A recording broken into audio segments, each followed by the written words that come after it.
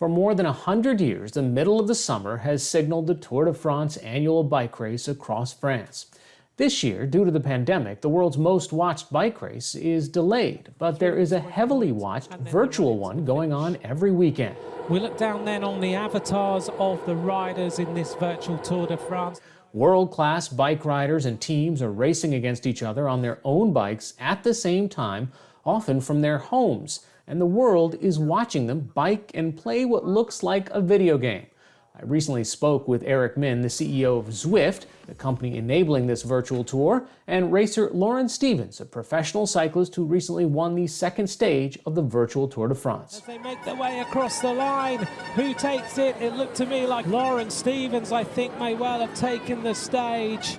First of all, congratulations. You're a winner of the stage of the Tour de France. You don't get to say that very often. Most people don't understand what's happening here. You're riding in Dallas, Texas, where you are now, and you're competing in a virtual race. How does this work? So our bikes are set up on what we call a trainer. Think of it like a treadmill for a bike. And what that does is gives resistance to our bike. So if we go up a hill, it's going to put more resistance on our bike. And if we're going downhill, we'll get less resistance. So everybody's feeling the hills, so to speak. Right. The other component is at the crank of our bike where we pedal, it measures our output. So there's basically a video game representation of you riding in a race against video representations of everyone else. This has to take some getting used to, considering what you grew up doing was riding a bike against real people in the real world. Yeah, it's definitely a lot different than riding outside. Riders are racing from all over the world at the same time, some from New Zealand at 2 in the morning. Many from their basements or garages.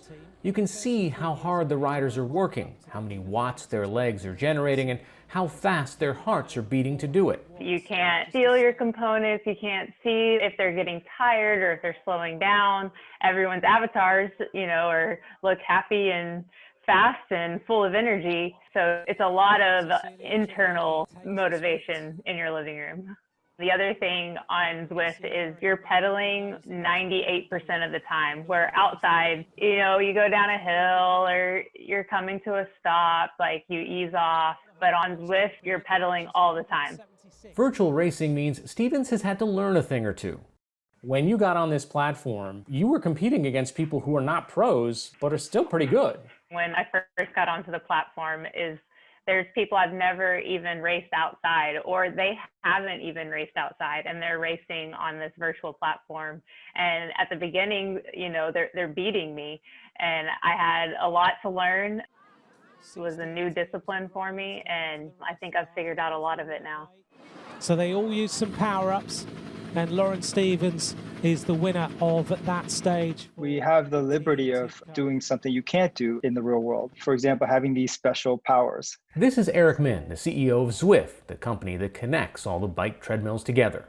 You can go through different gates within the circuit of our maps and collect these random power-ups. And they can make you faster for a short period of time. They can make you lighter. In other cases, it takes away the ability for the riders behind you to take advantage of your draft. And sometimes you can go invisible for 10 seconds, and you have to use these power-ups very strategically. And if you know how to play the game, you have a huge advantage over someone who thinks they're just strong. So just being strong is not enough to do well on Zwift. How many people are watching this virtual Tour de France on television? We have 20 broadcasters around the world covering about 140 countries, the same broadcasters that would have covered the Tour de France during the month of July is covering the virtual Tour de France. So it's in the millions. So millions of people are watching what looks like a video game play out. What are you learning from that?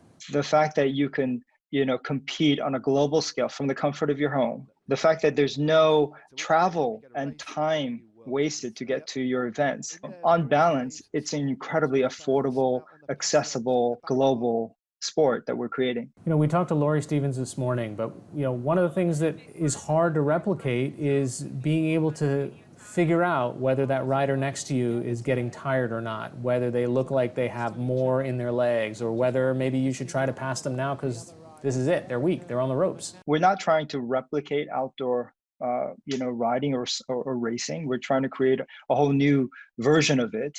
It's not a 6-hour bike race. It's a 1-hour race. So it's much more intense. And as a viewing proposition, it's much more dynamic and exciting.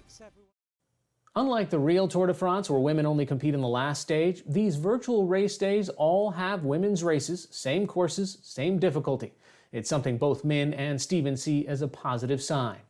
Lauren Stevens still has stages left to race in this year's virtual tour. We wish her well.